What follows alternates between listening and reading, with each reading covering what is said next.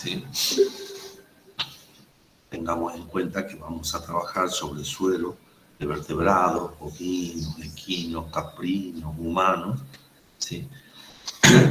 Y la conductividad de cualquier solución está dada por sus iones. ¿Sí? La totalidad de los iones que van a conducir la electricidad a través de ese medio líquido, de esa solución, ¿sí? Esa solución muy concentrada, como es el suelo de los vertebrados. Entonces, esa concentración total la llamamos isotonía, ¿sí? De los fluidos biológicos. Esa concentración de iones tiene que ser siempre constante en el suelo, ya sea humano, de bovino, de caprino, ya que de esa concentración dependen muchas cosas, ¿sí? Como la entrada y salida de electrolitos de la célula, ¿sí? La posibilidad de solubilizar proteínas y otras macromoléculas. Entonces se estudió durante mucho tiempo la relación que hay entre la conductividad del plasma o suelo, ese sería el fluido biológico que hoy vamos a estudiar, y su dependencia con la concentración total de las macromoléculas como las proteínas y de los iones disueltos en ese suelo. El doctor de Vega, el profesor titular de la materia, relacionó, ¿sí? O intervino también en esa determinación de la relación entre la concentración de los iones totales en el suelo y la concentración de proteínas. Entonces, para poder llegar al objetivo del laboratorio, que sería determinar esa concentración total de iones en un fluido biológico, vamos a utilizar la conductividad, ¿sí? Que en realidad ustedes ya la vieron en física como resistencia. En vez de utilizar un alambre, un conductor metálico, vamos a utilizar una solución como conductor. ¿Comprenden? Entonces vamos a repasar las leyes de Ohm, como ustedes lo vieron en física, ¿sí? Si tenemos un conductor de primera clase, como el cobre, por ejemplo, que ahora lo están robando en todos los cables que tenemos en los tendidos, y aplicamos una diferencia de potencial entre dos puntos de ese conductor, por ejemplo, entre el punto A y el B, acá tenemos el conductor, un alambre cilíndrico en este caso, ¿sí? Si aplicamos una diferencia de potencial, empieza a circular electrones. Ese flujo de electrones lo llamamos intensidad. ¿Vale? Intensidad de corriente. Y sus unidades son de coulombio por segundo. Y mientras mayor sea la diferencia de potencial, mayor va a ser esa intensidad de electrones, ¿sí? Intensidad de corriente. La constante de proporcionalidad la llamamos resistencia del material. Esa sería la primera ley de Ohm. Las unidades serían la intensidad en coulombio por segundo, la resistencia en ohm y la diferencia de potencial en volts o en voltios. ¿Estamos? ¿Recuerdan lo que vieron de física? ¿Sí? Es la primera ley de Ohm. Nosotros lo que vamos a utilizar es la resistencia de los materiales, en nuestro caso de una solución, ¿sí? De un fluido biológico. Y en la segunda ley de Ohm se establece aquí es igual a la resistencia de un material. Esa resistencia del material es proporcional a la longitud, es decir, que mientras más largo sea el conductor, mayor va a ser la resistencia a ese flujo de electrones, inversamente proporcional a la superficie transversal. Es decir, que mientras más grueso, más gordo sea ese alambre, menor va a ser la resistencia. ¿Estamos? Y la constante de proporcionalidad Rho la llamamos resistencia específica del material. ¿Estamos? Recuerden que en física la diferencia de potencial que se aplica entre dos puntos se lo hace para obtener una intensidad de corriente. Si queremos que esa intensidad de corriente sea máxima, la resistencia tiene que ser mínima. Entonces, un buen conductor se consigue con una gran superficie transversal y una resistividad muy baja para que la resistencia sea baja. Los conductores tienen resistencia muy baja. Veamos las unidades. La longitud en centímetros, si la superficie la ponemos en centímetro cuadrado. ¿Sí? Recuerden que está en ohm, entonces la resistividad será ohm por centímetro, para simplificar. Entonces la resistencia específica o resistividad tiene las unidades de ohm por centímetro. En nuestro caso no vamos a tener un conductor cilíndrico, sino uno con superficie transversal cuadrada. Siempre se trata de trabajar con celdas que tienen 1 centímetro de lado, por lo tanto la superficie será 1 centímetro por 1 centímetro, 1 centímetro al cuadrado, la superficie de este cuadrado. ¿Está bien? Bueno, veamos. La conductividad se define como la inversa de la resistencia. Ustedes van a trabajar con conductímetros que en realidad miden la inversa de la resistencia. ¿Sí? Recuerden la fórmula, que la resistencia es igual a la resistencia específica por L sobre S. Entonces la inversa de la resistencia, que es la conductividad, será igual a 1 sobre la resistencia específica por la superficie del conductor dividido la longitud. La inversa de la resistencia específica se llama conductividad específica. ¿Sí? Y bueno, la conductividad será igual entonces a la conductividad específica por la superficie transversal al flujo de electrones dividido la longitud de ese conductor. ¿Está bien? Entonces, de esa manera podemos definir... Disculpen. Podemos definir... Voy a sacar el volumen del celular. La conductividad específica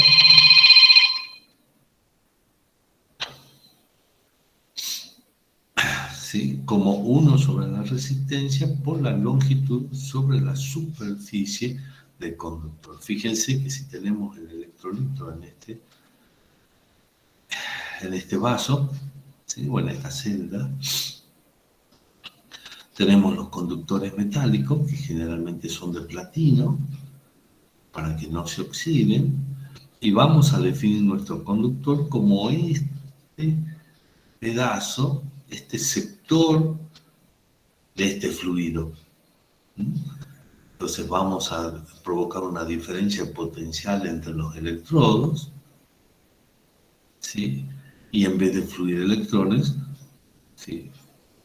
Va a haber un flujo de iones de un electrodo al otro, de tal manera de cerrar este circuito eléctrico. Ese será nuestro conductor, que no es un alambre, sino que es una solución. Mientras mayor sea la cantidad de electrolitos, es decir, de solutos iónicos en este suero, en este fluido biológico, mientras mayor sea la cantidad de iones, entonces mayor va a ser la cantidad de electrones que circulen por este circuito. ¿Estamos? Y lo que tenemos que hacer es medir su resistencia específica o la conductividad específica.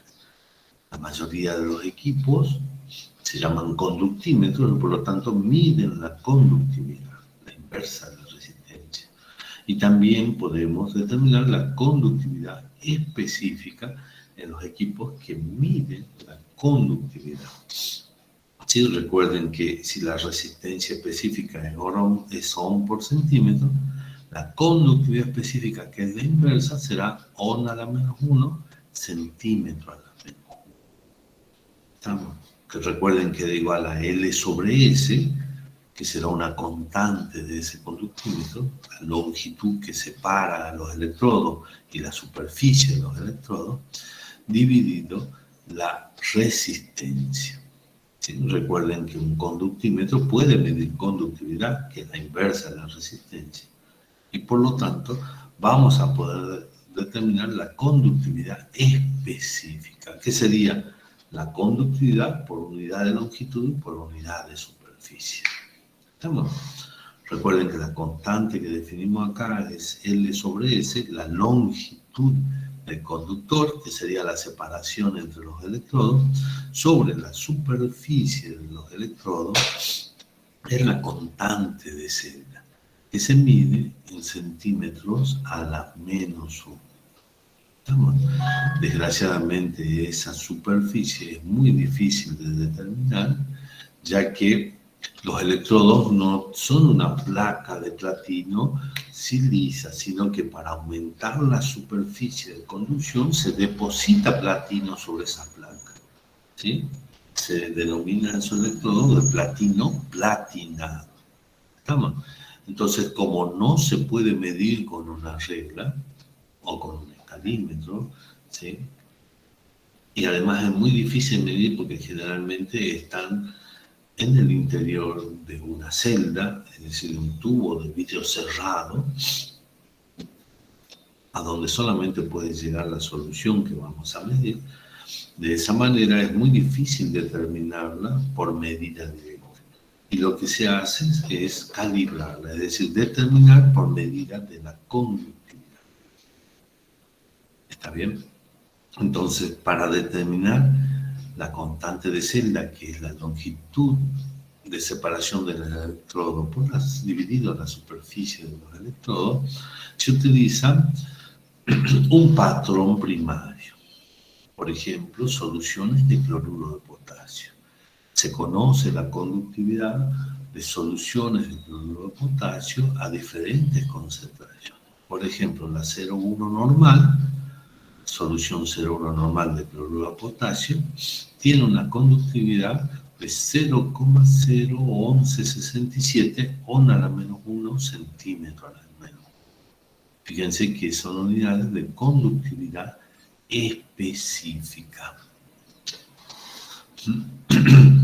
Y además está medida a 20 grados centígrados. Si cambia la temperatura, ¿cambia la conductividad?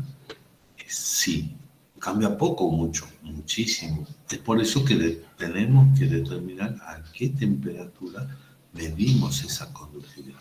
Van a ver en la cátedra que las celdas conductimétricas todas tienen un fluido que estandariza la temperatura, ¿sí? Que la mantiene constante. Entonces, ¿qué es lo que hacemos para determinar la constante de celda? Entonces medimos la conductividad o la resistencia, que es la inversa, de una solución de cloruro de potasio 0,1 normal. Supónganse que la resistencia es 100 ohm. Como conocemos ya la conductividad específica, podemos calcular la constante de celda, es decir, L sobre S, que será igual a la resistencia por la conductividad específica. Para el cálculo que estamos proponiendo actualmente será 100 ohm por 0,01167 ohm a la menos 1 por centímetro a la menos 1.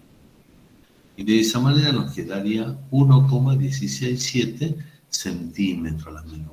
La guía tiene ahí ohm a la menos 1, pero deben tachar eso. Recuerde que las unidades de la constante de celda es centímetro a la menos 1. Entonces, cuando ustedes van a trabajar con un conductímetro, lo primero que tienen que hacer es cargar esa solución patrón de cloruro de potasio, encontrar su conductividad específica en tablas y luego medir la resistencia o la conductividad de la solución con el equipo, como lo van a hacer en el laboratorio. ¿sí? Y encontrar la constante de celda. Una vez que encontramos la constante de celda, se elimina la solución de cloruro de potasio, se lava la celda y se puede colocar el fluido biológico al cual le vamos a medir la conductividad. Recuerde que esa medida de la conductividad es solamente para encontrar la concentración de iones, ¿sí? Como lo expresamos al principio. Hay una relación que establece la conductividad específica o la resistencia específica, la concentración de proteínas y la concentración total de iones.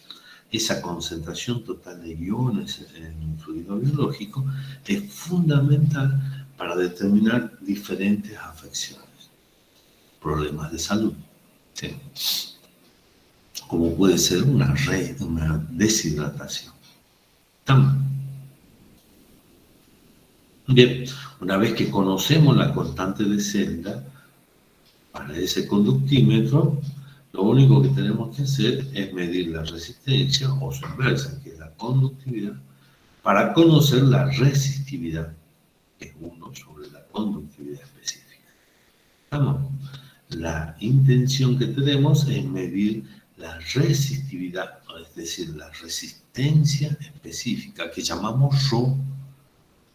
¿Por qué? Porque en física se denomina de esa manera. Ustedes vieron ese parámetro en física como Rho, o 1 sobre X. Bueno, como hablamos al principio, Davidoff y Sautier, dos investigadores, determinaron la relación, ¿sí?, entre la osmolaridad o electrolitemia, es decir, la concentración total de iones en el suero, y la resistividad, que en esta fórmula llamamos RS, porque así lo puso Davidoff y Sautier, aunque en física ustedes la vieron como Rho, ¿sí?, y la concentración de proteínas. Esa concentración de proteínas tiene que estar en gramos por litro, no en gramos por ciento, sino en gramos por litro. ¿Estamos? Entonces, esta relación entre la concentración total de iones en un suero, recuerden que en la sangre tenemos una gran concentración de iones sodio y cloruros, por el cloruro de sodio, pero también tenemos magnesio, potasio, ¿sí?, y otras electrolitos con menor concentración. Pero la mayor parte está formado por sodio y cloro. Entonces recuerden, esta relación, esta ecuación, relaciona la osmolaridad o electrolitemia, que sería concentración de electrolitos en 1000 equivalentes por litro, por ejemplo, igual a una constante dividido la resistividad, que era la resistencia específica de ese fluido, por 100 menos 0,25 por la concentración de proteínas en gramos por litro. Recuerden que ronda aproximadamente 80, 76 gramos por litro. Con las resistividades medidas, generalmente la electrolitemia u osmolaridad en los sueros es de 320 miliequivalentes por litro. Si la osmolaridad o electrolitemia es superior a 320, quiere decir que están concentrados los electrolitos, ¿sí? Es decir, que falta agua. Entonces, si la osmolaridad es muy alta, ¿sí?, ese vertebrado está sufriendo un proceso de deshidratación. Entonces están concentrados los iones. ¿Comprenden? ¿Eh? Si tienen problemas de deshidratación, ese proceso puede llevar a la muerte inmediatamente. Entonces habrá que hidratar inmediatamente a ese animal o a esa persona. ¿Comprenden? Entonces, la medida de la conductividad es extremadamente sencilla, se hace igual que con el índice de refracción, dura en 1 minuto, se puede medir fácilmente la conductividad y con esa conductividad o resistencia calcular la resistencia específica y de esa manera calcular fácilmente la osmolaridad o electrolitérmica. Como existe un valor normal, podemos compararlo, por ejemplo, 320 miliequivalentes por litro, ¿sí? Si está mucho más concentrada, estamos en presencia de un proceso de deshidratación. ¿Estamos? Bien. Veamos entonces cómo vamos a medir esa conductividad. Recuerden que tenemos un electrolito, ¿sí? Y esos electrodos tienen que tener una fuente de tensión.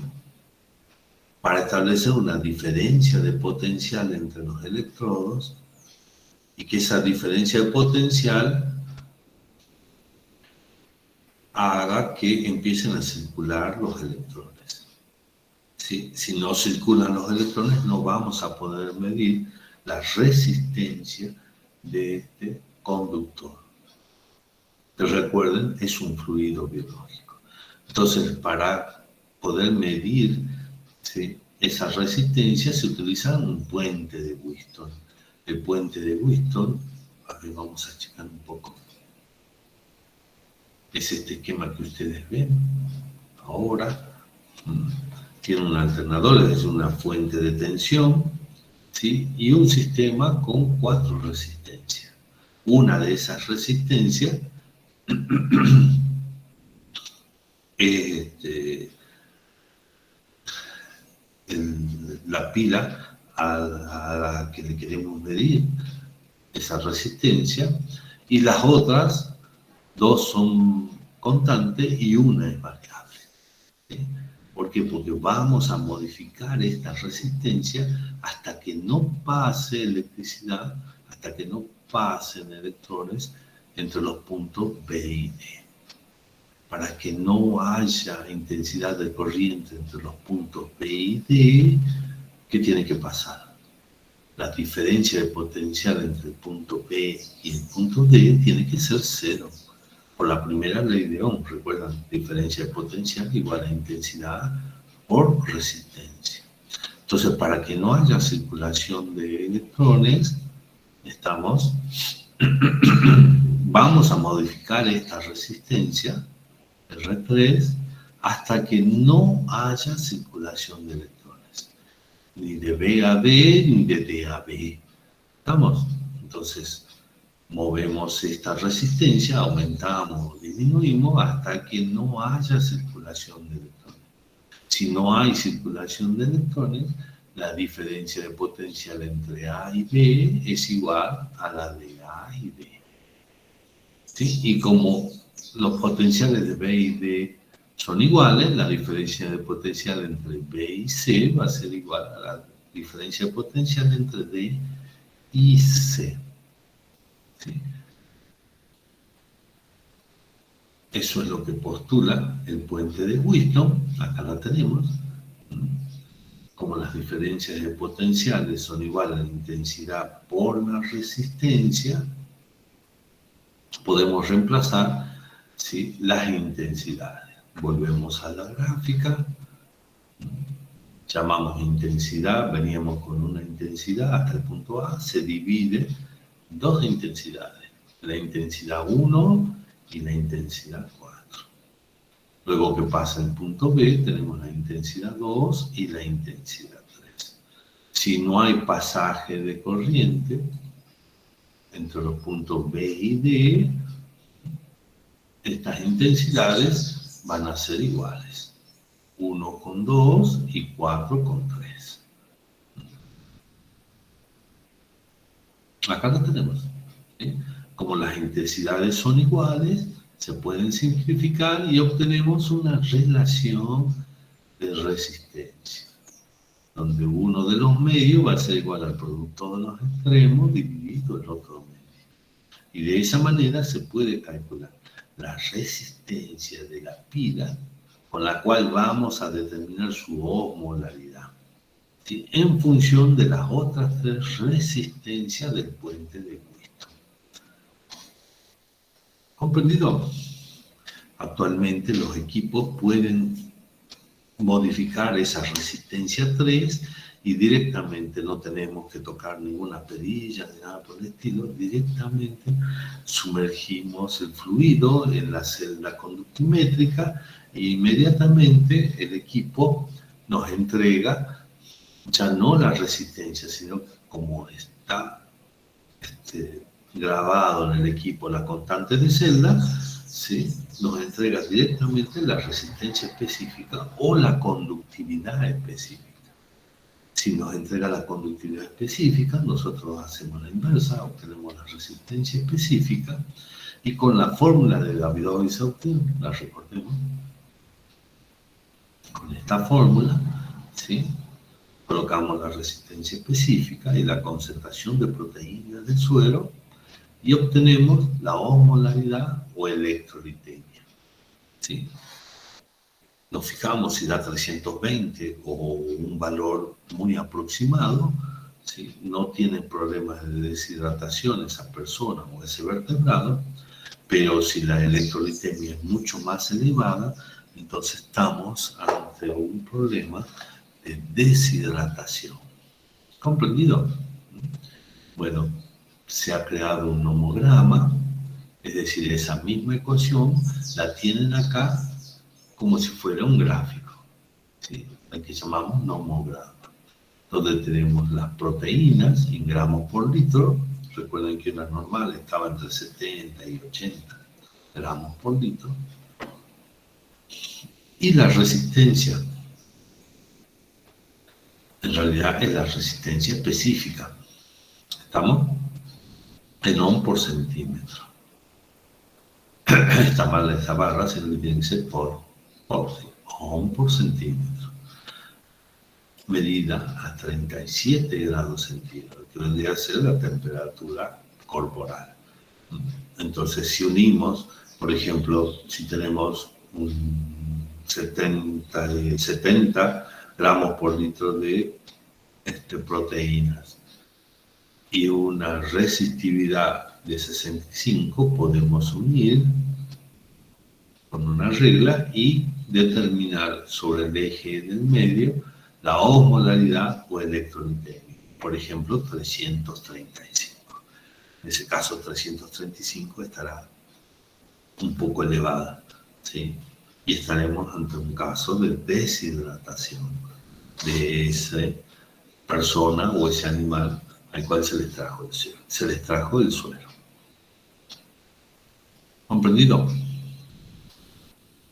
Bueno, recuerden que si bien tienen fórmulas para desarrollar la conductividad y la electrolitemia, en realidad lo que estamos haciendo ahora es medir esa electrolitemia en sueros. Eso es lo fundamental del práctico. Utilizamos un conductímetro y por eso vemos la primera y segunda ley de Ohm, solamente para que recuerden que era la resistividad o resistencia específica. Entonces lo que tenemos que hacer es determinar la resistividad o resistencia específica de un suero y juntamente con la concentración de proteína determinar la osmolaridad o electrolitemia, que está muy relacionada a esa conductividad específica. Luego el desarrollo de la primera ley de Ohm, la segunda ley de Ohm es simplemente, y del puente de Wheaton, es simplemente para que entiendan la forma en la cual se realiza la medida de esa constante física aplicada a fluidos biológicos. Bien.